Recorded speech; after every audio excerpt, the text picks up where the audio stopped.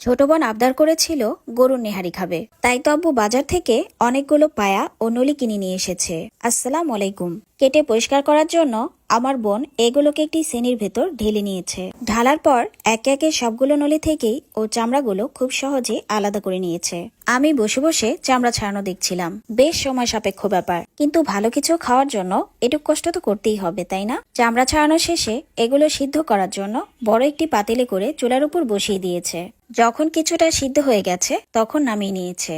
সিদ্ধ করার মূল কারণ হচ্ছে পায়ার খোলসগুলোকে আলাদা করা। একটি ছুরির সাহায্যে খোলসগুলোকে ভালোভাবে আলাদা করে নিয়েছে। খোসা ছাড়ানো শেষে জাল দিয়ে এগুলো নরম করার জন্য এর ভেতর একে একে পরিমাণ মতো লবণ, হলুদের গুঁড়া, মরিচের গুঁড়া ও সামান্য পরিমাণ তেল দিয়ে দিয়েছে। মশলাগুলো যেন নলির সাথে ভালোভাবে মিশে যায় এজন্য বেশ কিছুক্ষণ ঝাঁকিয়ে নিয়েছে। ঝাঁকানো শেষে পরিমাণ মতো পানি দিয়ে দিয়েছে। এবার নরম হওয়ার জন্য আবারও পাতিলে করে একটি ঢাকনা দিয়ে ঢেকে চুলার উপর বসিয়ে দিয়েছে। যখন নলিগুলো নরম হয়ে গেছে তখন রান্নার জন্য প্রথমে পেঁয়াজটাকে ভেজে নিয়েছে।